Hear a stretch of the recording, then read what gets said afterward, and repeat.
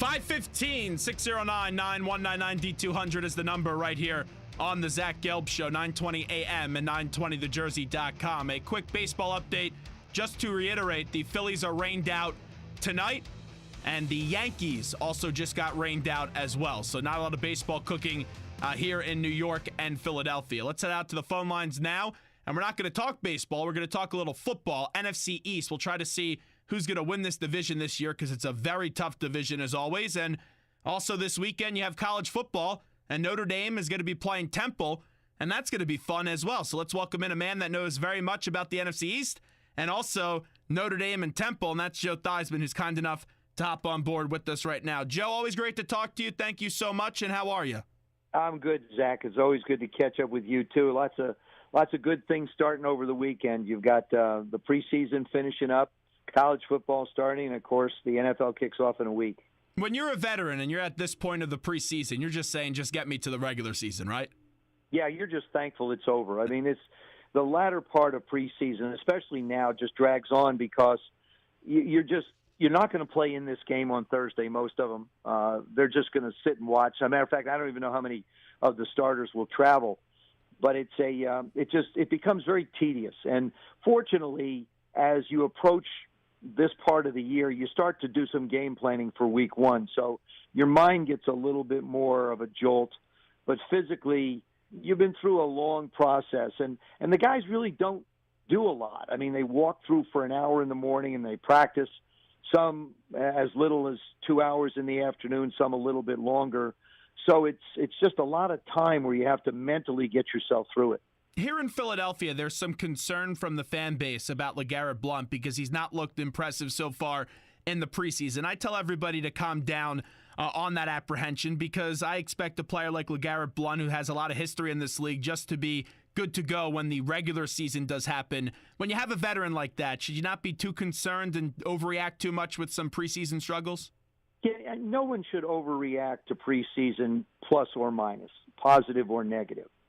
The big thing about the preseason is it's an opportunity for some young guys, maybe there are 2 or 3, possibly 4 spots to be able to make a football team.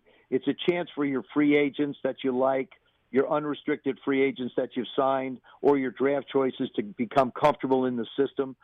You look at the Eagles, there aren't a lot of holes, for example, where they're going to fill. They did it at the wide receiver with Torrey Smith and Alshon Jeffries. LeGarrette Blount comes in, and you look at him more of a 10, 12 carry guy. There are no 25 carry backs anymore in football. There aren't even 20 carry backs in football because the game has become so specialized. You look at the Giants, the Redskins, the Cowboys, Eagles, this entire division. It's hard to say who's going to do what because I didn't get a result. I haven't heard what's happened with Ezekiel Elliott's appeal today, so I really don't know what status he's going to have for the Dallas Cowboys. And that's a great point because this is something that could definitely just play out, and he may be playing this year, and whoever we saw the blueprint with Brady, this is a litigious situation, and if it turns into one, Ezekiel Elliott may be playing this entire season. They may not serve it until next year, as we're talking to Joe Theismann right now on the Zach Gelb Show, so we definitely have to pay attention to that.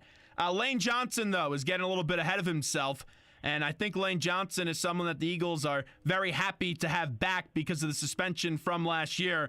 But he said to the Players Tribune that they're going to go down to D.C. and whip some ass against the Redskins. Your reaction to those comments?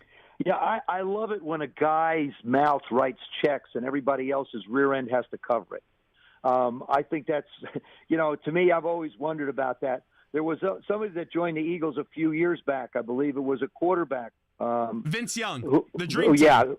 Yeah, the Dream Team. I mean, it's one thing to believe in yourself. It's one thing to believe in your teammates. And, if it happens, it happens. But I think you put an awful lot of pressure on guys when you come out and make that kind of a statement. And so, I guarantee you the guys went, hey, that's great you feel that way. But truthfully, they're saying, man, I wish you'd just go out and do your job. I wish you'd just go out and play instead of saying we're going to go down there and kick their rear ends. You're still traveling into Washington to play. You haven't beaten the Redskins, I believe, the last 5 times you've played, if I'm not mistaken. Yep, that's right. So you haven't beaten them the last 5 times you've played. It's the first game of the season. You're on the road. You've got a lot of newness on your football team. You've got a second-year quarterback. You've come back after a partial year because you served a suspension, and then you make that kind of comment. I just think you leave yourself open to an awful lot of criticism, not only from outside sources, but I think inside sources as well. Coaches would much rather have you say nothing. And here's the big thing. He needs to back it up. If you say it, you better back it up. And we know the Eagles have struggled a lot with the Redskins, like you were saying, the last 5 times they've played. By the way, how do you view the Redskins this year? Because I can't really get a pulse on them. I can't either. You know, Zach, it's interesting. I'm in Tampa right now. I'm doing the game Thursday night. We have the Bucks and Redskins in the last preseason game. But I've done all the preseason games except the Cincinnati one last week. And, you know, watching them in the first one against Baltimore, watching them against Green Bay, watching them against Cincinnati, the Redskins have not had their full complement of receivers. Now, how do you replace Deshaun Jackson and a Pierre Garçon? You've got Terrell Pryor in his second year, Josh Doxson in his second year, who didn't play any football. So you basically have a second-year receiver, a brand-new receiver who didn't play last week, hardly has played any football in the 2 years, and they're to replace 2,000-yard receivers. That's a big question that remains to be seen. But you want to keep Jordan Reed healthy. He hasn't been healthy through preseason. Jamison Crowder has missed a lot of time. So Kirk Cousins has really not had the 4 guys that he counts on to get the ball to for the entire preseason for any extended period of time. So it'll be interesting. I think defensively we're going to be a better football team. I think the safety position is much more solid. Sua Cravens, of course, had an injury. He'll work his way back into it. I think G.J. Swearinger's done a terrific job bringing energy there. Greg Minuski likes to bring a little bit more pressure. So I'm curious myself, like you are, as to where are they. I can't tell you exactly what they're going to look like. I can tell you the Ravens are going to be good up front, and they're going to be led by their defense. I can tell you that. I can tell you the Dallas Cowboys, I think, are going to have problems because they lost both their starting corners. You don't know about their running back situation. Dak's in his second year. And you give coaches in this league, defensive coaches in particular, 2 years to study somebody or a year in an off season, they're going to figure out what you don't do well, and they're going to make you do it. So the division's got a couple of young quarterbacks. It's got Kirk Cousins coming off a pretty darn good year. Eli is going towards the end of it, and there's an expectation for him in New York. It looks like Odell may not play in the first game. You've got Brandon Marshall there. What role is he going to serve? There's a lot of questions. I'll tell you one thing, though, Zach. It's definitely the division with the tallest receivers in football. That I do know. And definitely tough to cover. These receivers, we all know, are very good, led by Odell, and also you have Des Bryant with the Cowboys. You still have Terrell Pryor now with the Redskins, and with the Eagles, you have Alshon Jeffrey in the mix as we're talking to Joe Theismann. Hey, let me get your expertise from a quarterback opinion. I see Carson Wentz play all the time. I've been at all the OTAs, been at all the training camps, and I'm always amazed how this guy just handles himself with someone that's only entering his second year. It seems like he's been doing this for 10 years. Now, he needs to improve the play, especially with some of those interceptions high down the middle of the field. But with Carson Wentz, what do you expect out of him in year number 2? Well, first of all, he's got a heck of a coach for him in Doug Peterson. You know, Doug's played the position, played it at a high level, been around great football players, a great mentor to go along with what he wants to do from that position. I think that the game's all about decisions. Truthfully, that's what it is. It's what do you do with the football in your hand when you have a chance to put points on the board? Do you throw it away? Where do you take a sack? Where do you don't take a sack? If you throw an interception on first down, that's a bad decision. And so to me, the one area that Carson will have a chance to grow in, because physically he does everything very well. I was extremely impressed with the way he threw the football a year ago. Now the question is, how can you take the mind and the body and make them one and make good decisions for your football team? Times to take chances, times not to take chances. More football games are lost than they are won. And believe me, Zach, you've heard me say this. We've talked before. The quarterback position is the single most dependent position on the field. So if you don't have protection up front, I don't care who you are, you're going to struggle. If guys don't catch the football, you're going to struggle. If defenses don't stop somebody, you're going to struggle. If kickers don't make kicks, you're going to lose football games. So although it is the most focused position, and I think the most important in football, so many other things have to happen around that position for you to be successful. And I don't think they're going to be this unbelievable offense this year, but I think they'll be a good offense. I'm still a little skeptical on the play calling abilities and also the coaching decisions from Doug Peterson. But I actually believe last year's struggles with not having a lot of talent here in Philadelphia will help Carson Wentz in your number 2 because he got him a little bit ready, a little bit earlier than they needed to be. And now they have some weapons here with Alshon Torrey and an offensive line that seems to be good. Invaluable experience he got last year. The most important thing for a rookie quarterback is to be able to study himself on film and know why he did something. If Carson stood on the sidelines and someone else was playing quarterback, he wouldn't know what the guy saw. He wouldn't know if there was a defender in his face. He wouldn't know if there was an arm coming close to his arm. These are all things that he's felt, experienced, and seen, which will help his growth immensely. The fact that he managed to play an entire season was very important to what he was able to do. And when Doug sits down with him, he said, okay, on this particular play, why did you do this? And he can explain it. I always used to tell guys when I work with them, don't tell me what you think I want to hear. Tell me what's happened. Because if I know what's happened, we can correct it. If you make up some story and think you're doing the right thing, then we're just guessing, and we don't want to guess out on the football field. But you're right. I think the invaluable part of what he did last year was having a chance to play.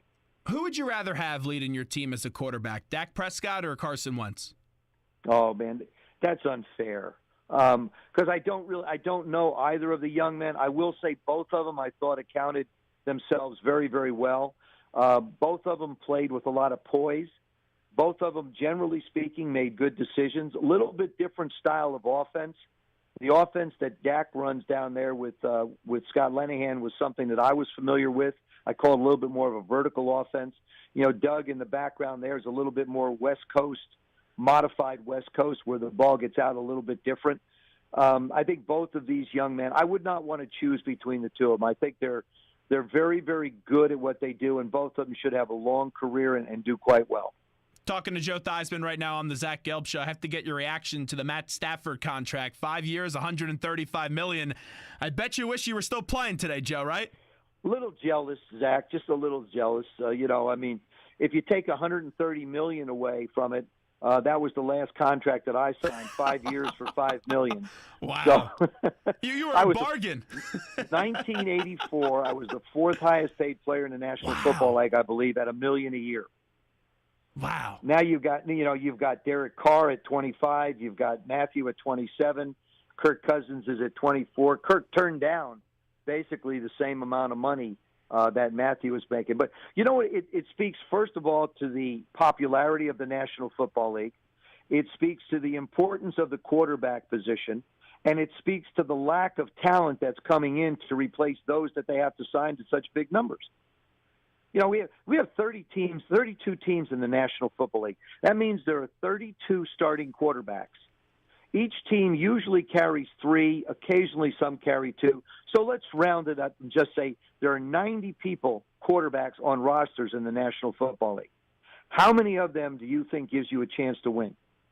And I'm not even saying win championship or play. How many of them give you a chance to win? Some guys are going to have to step up after having a history of not being successful. And you've got Josh McCown starting for the Jets at the age of 38. You've got Carson Palmer at 38. I think Eli's got to be approaching 35 or 36 years old. Tom is going to go on forever. He's going to be the grandfather of football, and I believe he'll play to 43. Although I think the loss of Julian Edelman is huge for them, except that they have Danny Amendola, which is basically a clone of Julian Edelman. So I don't know how much that offense is going to suffer with Gronk coming back. But, when you look at the numbers that the kids are getting today, God bless them. I'm a man who believes in free enterprise. I'm not one of those guys who, go back to the old days and we didn't make that kind of money. Hey, good for these guys. Get as much as you possibly can. Play your rear ends off. I think all the guys that are getting the big money are kids that are going to commit themselves to be the best they can possibly be.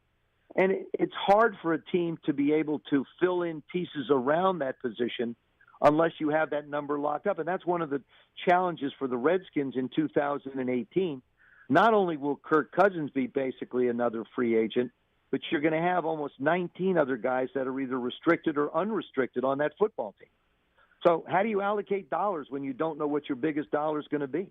It's a challenge. You talk about the question that you bring up, and you look at the numbers on Stafford. Hey, that's the market. That's when you have a franchise quarterback. He's going to get that money, but he's not going to probably ever win a Super Bowl, may not even win a playoff game with the Lions for the rest of his career. If you mentioned, though, Kirk Cousins, and that's something to me, it's such an enigma to me why they don't have a deal done with him yet. Well, why is that?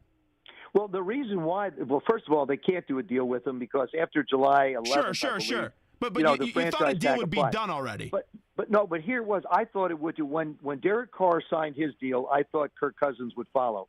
And, Zach, so many people have asked me, what are the Redskins doing with Kirk Cousins? Why haven't they signed him? When, truthfully, you have to ask the next part of that question. What is Kirk Cousins doing with the Redskins? They made him an offer pretty comparable to what Derek and Matthew have gotten. It's in the neighborhood of $120 to $130 million. He didn't want to sign it. Wow. As a matter of fact, when the offer was made on May 2nd from the Redskins to Kirk Cousins and his camp, his advisors, his agent, they never even responded to the Redskins. So when I make you an offer, say, Zach, I want you to do something for me, and you don't even respond with a number to me, what am I supposed to do? And I'll tell you this, Joe, if he has success this year, and let's say they make the playoffs this year and win the NFC East, which I don't know if they can because, like we said, we still don't know what this team's going to look like, and they're hard to get an interest level on what they will perform like. But if he performs well this year, they're going to have to come to an agreement, and it's going to be a big deal with all that they took away from him. Well, but you're also looking at possibly a third franchise. Next year, it'll be $34 million guaranteed if they franchise him again, if they can't work a deal out. Now, I believe that Kirk has waited to see what's going on. Remember, the 49ers are out there. The Jets are out there. True. I talked about Arizona with Carson. There's 6 football teams right now that would pay Kirk Cousins the same kind of money that Matthew Stafford is getting just to be their quarterback. And last year he threw 25 touchdowns and 12 interceptions. So, I mean, it wasn't like it was Aaron Rodgers 40-7, or the 45s and 10s are big numbers. So, Kirk, I would love to see his touchdowns go up and his interceptions go down. And the decisions that he makes with the ball in his hands will be very critical, but it's going to be something that will be under a microscope for quite a while. And like I said, there's going to be plenty of suitors for him, no matter what the year looks like. I want him to have a great year. I want him to be a Redskin for a long time. That's, my personal feelings. But, it is a business. But how much more money are you going to get? I think the next decision that Kirk has to make, the money is going to be there. It's going to be 130 to 140 million, somewhere in that neighborhood. You look at all the guarantees are about 46% of the salary contract. Matthews is $60 million of 135. So the numbers are all going to be relatively within $1 million or $2 million of one another. But what's the football team going to look like that you decide that you want to play for? And I hope it's the Redskins because the Redskins have invested 5 years in him. This will be his third year as a starter. Now you're going to go someplace else for a few $1 million more when the numbers are so big anyway? It doesn't make sense. All right, Joe, before we let you run, we have to put our amicable relationship aside because we are adversaries this week. Yes, Temple we are. and Notre Dame. Like you this week, Zach. Yep. I don't like you. Yeah, I don't like you either. Maybe you send me some of that pie that you get on Thanksgiving if Temple gets the victory. 4-8 last year for the Irish, a down year, no question. What type of team am I going to see on Saturday? I think you'll see an entirely different football team than you saw last year. Temple, what were they? 10-4 last year? Yes. I mean, they got the Temple 10 played wins, 7-1 in the conference. I mean, Temple played some good football, but it's a different stage that they're going into right now to play the University of Notre Dame in their refurbished new stadium. The stadium, by the way, is absolutely phenomenal. And I think there'll be a different football team. Chip Long came over from Memphis. Mike Elko has come from, I believe, Wake Forest as the defensive coordinator. Coach Kelly is, sort of going to be an overseer now of the entire operation, which I think as a head coach, it's difficult to do everything as a head coach. And Brian, I think, has made some great decisions getting our football team ready to play. They've got a staple of running backs, still have speed outside, and Brandon Wimbush is a pretty darn good quarterback. We've got a couple of young quarterbacks who can play. So I would fully expect the Irish to come out with all guns blazing, and unfortunately, I think Temple's going to feel the wrath of a 4-8 season from a year ago. Wow. Okay. I think Temple's a team this year now. They have a new coach, so you need to see how the new coach does perform, but they still got left in a very good spot from Matt Rule, who went to Baylor. And if you look at the Owls, I could see probably 7 or 8 wins this year for Temple, so I think they continue to move this train in the right direction. But I'll tell you, you know what's bothering me right now with this Temple team? The new head coach in Jeff Collins, who I happen to like, he's not putting out a depth chart. It's this above-the-line chart. He won't tell you who the starting quarterback is going to be. It's driving me nuts right now, Joe. A lot of schools are doing that. Both Alabama and Florida State, I don't think they've put theirs out yet. Florida, I don't know if they've decided who their quarterback is yet. You know, it's amazing to me that coaches play this game. You know, it's like if I'm competing against somebody, I know if I'm better than him. The players know if I'm better than him. So you're keeping this mystery going from the media. But come on, it's ridiculous. Just, name somebody, let them go play. It's like Coach Kelly last year. You know, you played Deshaun Kaiser, you played Malik Zaire against. I mean, it was back and forth. That didn't work. You need one guy, and you need that guy, and you say to him, "You're my quarterback. Now go prove it." Allow the guys to get behind the position and the individual. Because if you don't name a quarterback, that means you don't really have one. There's no such thing as 1 and 1A, Zach. You know that. If you have a 1 and 1A, you don't have a 1. You have 2 2s. I think you couldn't have said it any better. I 110% agree with you. Hey, I still have nightmares, by the way, from when Deshaun Kaiser just did an unbelievable deception play and took it to the house up against my Temple Owls at Lincoln Financial Field, which was a tremendous game. And it was a very proud night, even though Temple did lose. How do you think Kaiser will pan out in Cleveland? Well, the biggest thing will be decisions. What does he do with the football in his hand? He has all the physical tools. Remember, he's a rookie. And as we leave this conversation, I always point out the fact that Peyton Manning threw 29 interceptions in his rookie year. So the expectations that you have for rookie quarterbacks starting have to be very, very limited. And I think in Deshaun's case, it depends on what they want to do with him offensively. If you try and give him too much, you're going to overload him, and you're going to wind up with a situation with a possible Joey Harrington, who struggled miserably when he was with the Detroit Lions in the rookie season. So you want to be able to bring somebody along, a little bit like they did with Dak. Protect him some way. Don't get him beat up mentally. Don't get him beat up physically. Let him grow into the position and be your quarterback for 10 or 15 years as opposed to a couple seasons. Joe, last one for me, and I appreciate the time today. Your best memory at Notre Dame was what? Running out onto the field my sophomore year. Actually, I was a punt returner my first 7 games at Notre Dame, but being able to run into that state. Yeah, I spent my first 7 games as a punt. I went from punt returner on a Thursday to starting quarterback on a Saturday. So, yeah, but being able to run into that stadium and listen to the Notre Dame fight song and the student body cheering and turning around and looking up and seeing Touchdown Jesus at the other end of the stadium, I get goosebumps just telling you the story. It's something really special. Well, you're always great when you come on with us. I can't thank you enough for the time today, Joe. And hopefully your Notre Dame Fighting Irish go down on Saturday. Well, the world's full of dreams, Zach, and then there's those pipe dreams. I think you just highlighted a pipe dream. Thanks so much, Joe. You're ripping my heart buddy. out Bye-bye. right now. Bye-bye. Joe Theismann right there on the Zach Gelb Show. Always love talking to him. And it doesn't matter. Doesn't matter the opponent for Joe. Whoever gets playing up against Notre Dame, it doesn't matter. He will always talk some smack